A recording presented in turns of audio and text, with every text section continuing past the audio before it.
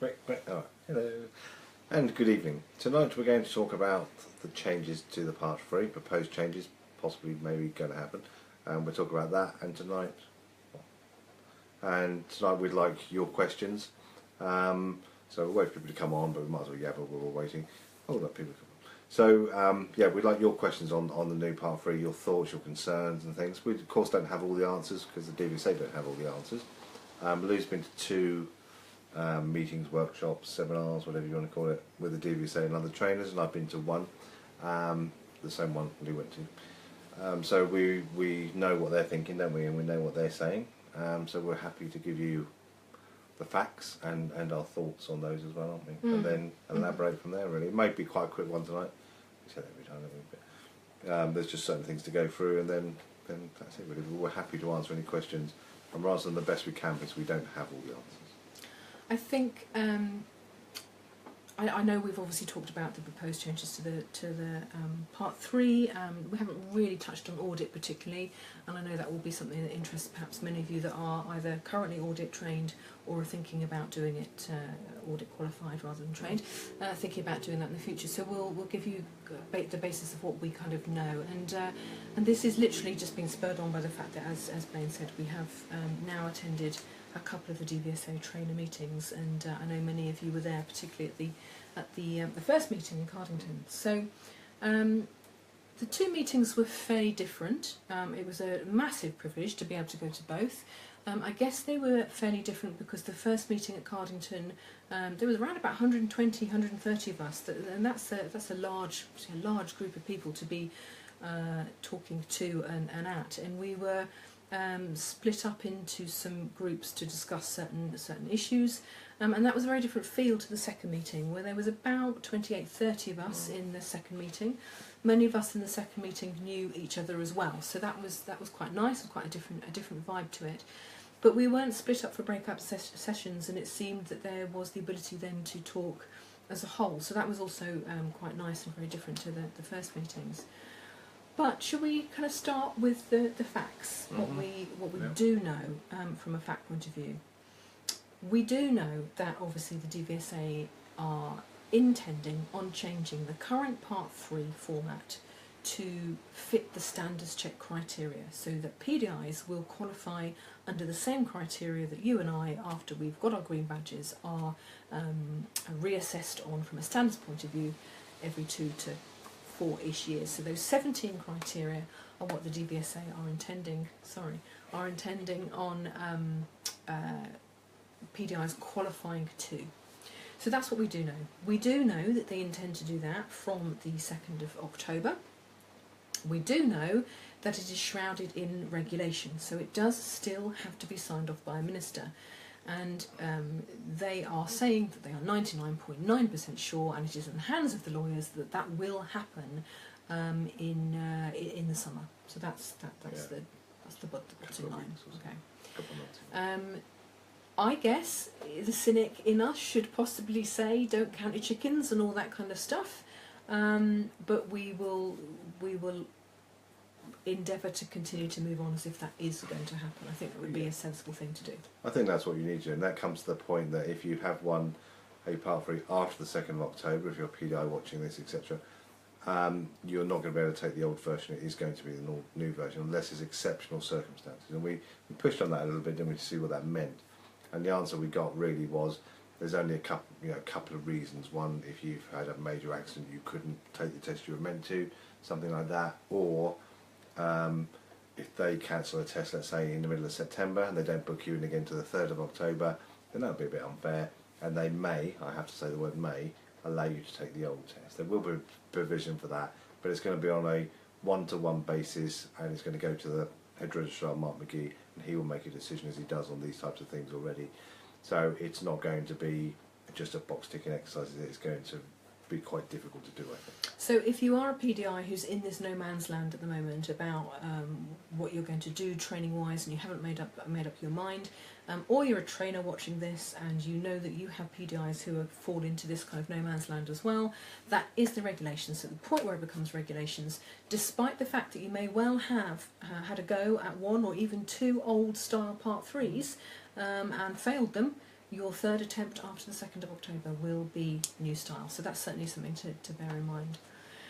The second point that probably came up more strongly in the second meeting, and maybe have got a little bit lost in the first meeting, and certainly is different to what was put out there over the last few weeks by the DVSA, is the locations for the Part 3s. Now, it was certainly hoped or presumed that the locations for your Part 3, and I'm talking about new style Part 3, so after the 2nd of October, would be carried out at more test centres than current Part 3s are, with the general feeling that there was no reason why they wouldn't be carried out at all Standish check test centres. So that was the idea. We have had confirmed that is not the case for various reasons, but it is not going to be the case. They envisage new style Part 3s being able to be carried out at current Part 3 test centres, but not being scaled out to all Standish check centres. So they did use the word potential, so there is the potential for that to change. There's the potential for that to be maybe different on individual basis depending on where you are in the country. But again, I think it would be wrong to presume, A, if you're an PDI, or B, if you're a trainer, that your training and your pupil source and all that kind of stuff won't necessarily be in an area where you will then be tested on your Part 3 skills. So that is something to be aware of, potentially concerned about as well, because I do think it puts some PDIs, not all PDIs, but it puts some PDIs and certainly some trainers at a disadvantage depending on where your local test centres are, how far you'll have to be travelling, your ability to know routes and plan routes and all that kind of stuff, which obviously is going to be one of the skills that you're having to show. So I think the main problem being, happened to me on a check test, not a standard check, the same thing. I'd moved away from the area, went back 7 years later, hadn't changed where I wanted to take my test, so I got one in my old place, which was fine. I went down to lived there all my life, so it wasn't really a major issue. Came up with a plan, went down the road, went to turn right, road closed. Which is fine, I was able to get round it, but to try to get then round this country road as it was, because the test centre was out of the town, it's in Portsmouth, the top of the hill. If you don't know that area very, very well, you'll be really stuffed, and I think it's going to be an issue for some people. I think it's an extra pressure I don't think the PDI particularly needs, and an extra expense the PDI doesn't need, because their answer was, well, you know, go to the area, book a Premier Inn and spend a couple of days there, learn the area. But it's going to be like doing the knowledge for a taxi, isn't it? You know, you can imagine if a pupil turns left instead of right, and you don't know the area, you could really be stuffed, I think. So I think it is going to be, I think, quite an issue for some people. Because perhaps more people than we think. Yeah. I don't. We kind of will wait and see on that one, I think. But I guess from a reassurance point of view, if you weren't at the meeting, just to let you know that there are a number of trainers who are not happy with this. There's something we're going to push for, isn't there? Yeah, and we're muttering about it, and we're not going to leave it. So I hope that we will have a little bit more news. Whether we will get any kind of compromise or reassurance, who knows? I somewhat doubt it. Just my personal opinion is I don't really get it, because I think if you can carry out standards check once a month or once every 3 weeks at every test centre, which is what they seem to do, why can't you take it to a couple of those slots and put in PDIs? They say there'll be too many PDIs, but there won't be, because they'll be all spread out. So I don't really understand it myself too much. I don't really get the arguments, but we'll see. They certainly have the will to want to do that, don't they, and spread it out. But they seem to think at the moment it's not doable. I'm not sure it's not doable, so I'd like to sit down and think about it a bit more and come up with some ideas and some maps that we can put forward to them and see if we can, at least for example, where we are, there's Southampton, there's Eastbourne, and there's Guildford and Reading, which they aren't doing Part 3s at the moment, or they haven't been for a while. They're quite a long way from each other, 30, 40 miles away from each other, and the problem with that is that you could be 20, 30 miles from your nearest Part 3 test centre you may not know at all. And as I say, if you are expected to change the emphasis of the lesson because the pupil makes a mistake on something else, let's say you're going off to do, I don't know, dual carriageways, and the pupil makes a mistake on the first roundabout, you're now expected to go and do more roundabouts. But unless you know that area quite well, that's going to be quite a feat, I think. I don't want to scare people that need to do that PDIs, but I think it's something to be aware of, and it could affect what pupil and what subjects you choose to do, because how you're going to change that if you need to. So that would be. I mean, you can imagine the other way around. You imagine if if you're sitting here as an ADI. Listening to this, and suddenly they said that you will continue to be standards checked under the same criteria, but you will only be able to have a standards check at a test centre that does current Part 3s. I'm pretty sure there'd be uproar in that. So we have to acknowledge that these people at the very beginning of their career are certainly disadvantaged, certainly not being tested in the same way. But as we said, we don't have the answer to that. The DVSA don't have the answers to that either. So we're pushing for that. Be assured that I'm sure the associations are, and we are, and we know other trainers are trying to get some answers on this and trying to maybe get them to change their mind slightly, or at least slotting some test centres a bit nearer each other. Not every single test centre. So Portsmouth's got Gosport as well, which is only 4 miles away.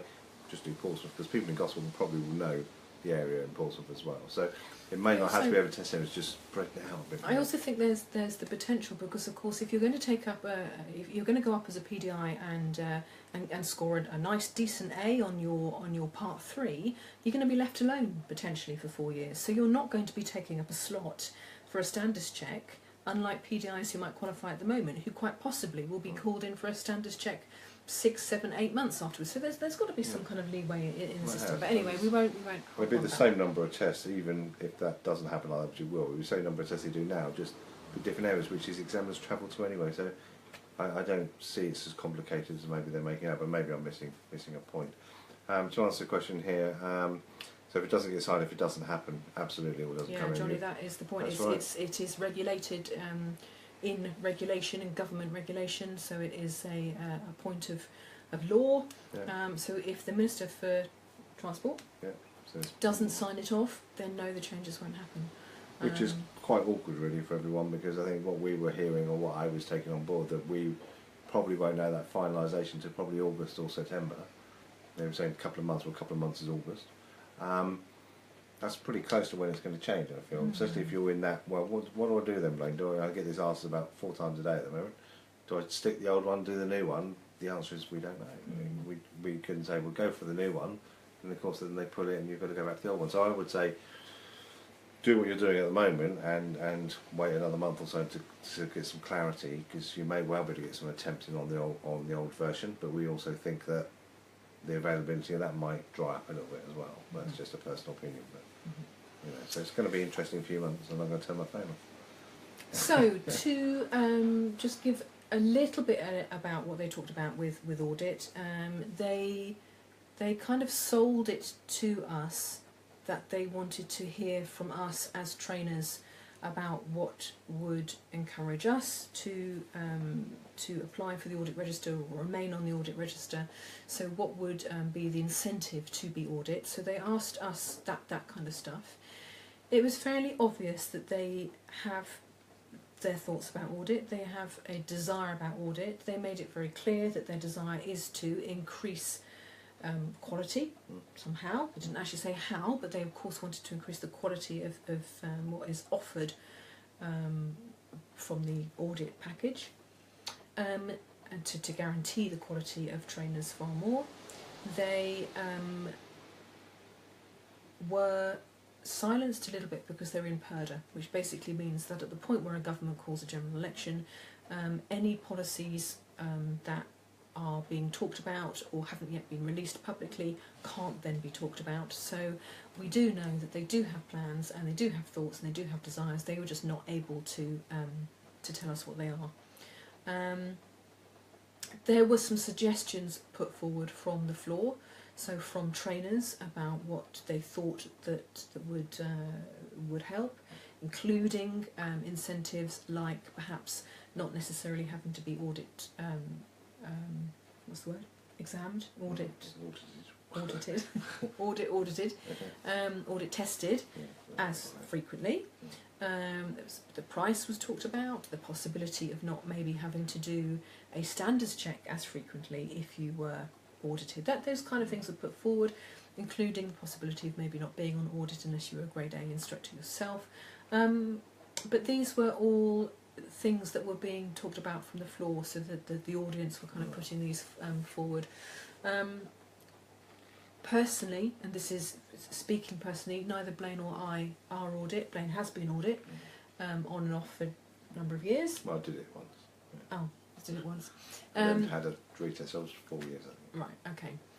But neither of us are audit for various reasons at the moment. And again, this is a very personal view. Personally, having sat in the 2 meetings, I didn't hear enough that made me feel a need to be audit registered, and I didn't hear the benefits. But that is me. We're talking about pushing audit people more to the general public and to PDIs that start the process, so they know more about audit and can choose an audit instructor. The problem being, I feel that even if they contact them when they send off their CRB or whatever it's called this week, they probably have a trainer by this point anyway, or certainly in the system somehow, aren't they, to go there. So even that's too late, really. And how do you get the general public to know about something like audit when most aren't interested because they don't have a need for it? So that's always going to be the problem, is trying to get hold of people before they've already signed with someone or already going with someone. So I don't know what the answer to that is really. Talking about having links to websites on their websites and all that kind of stuff. But all these things are perhaps incentives to want to be audit. But if audit doesn't have some kind of quality assurance, then I can't see how it's going to increase the quality of audit. But and yet that is their desire. So again, they were kind of muting the fact that it would be a couple of months before they were able to divulge any further information about that as well. Yeah, absolutely. Then one of the interesting things that came up, going back to the part 3, was the form and what it might look like and things like that. It's difficult to explain on here, but very similar, just some different changes at the top. And one of the things was taking the trainer's PRN number, which I think was interesting, so they could track training and who's bringing people up at what standard, and that put a lot of people's mind at rest, trainers that are worried about people just doing one subject, etc., because they're going to check that sort of stuff the best they can, aren't they? And having boxes for whether the trainer's present, whether the trainer sits in, whether the PDI's got a logbook or record of the training, which obviously is a good idea, and they're going to check those things, whereas at the moment if you take a CPD folder up or you take a record of what you do in your lessons, very often the examiner won't look at them on the standards check, will they? But they said that they will, ask or get or something, the examiners to make sure they do check those things. So none of that's going to be compulsory, but what it will do, it gives a little bit of pressure on the trainers to supply those things, and if they don't, they're going to sort of stick out a little bit, I think. That was okay. I'm not sure it solves all the problems, but it's a start, I think. Yeah. So I'm not sure whether there's any extra information there, but that's certainly the latest information. We will keep our ear to the ground. We will be doing some shouting and knocking on doors along with a few of our colleagues. There are some of us that feel quite strongly about some of the issues that we've talked about this evening. And of course we will let you know. So just before we go, if you've got any questions, then please ask. We may have covered everything you were thinking about. Unfortunately, like all these things that we haven't got, as I said at the very beginning, all the answers, but as soon as we have more answers, and I think things will go quiet for a little while until the new Minister of Transport comes in and all that type of stuff, but hopefully they will sort it out before the 2nd of October, and not say on the 1st it's happening tomorrow. Or not. Or not, yes. Which will be quite interesting. Yeah. Anyway, so we'll leave it there. Obviously, any questions, you're more than welcome to PM us if you'd prefer to ask them, not in front of anybody else, or obviously on the bottom of this webinar. Yeah, absolutely.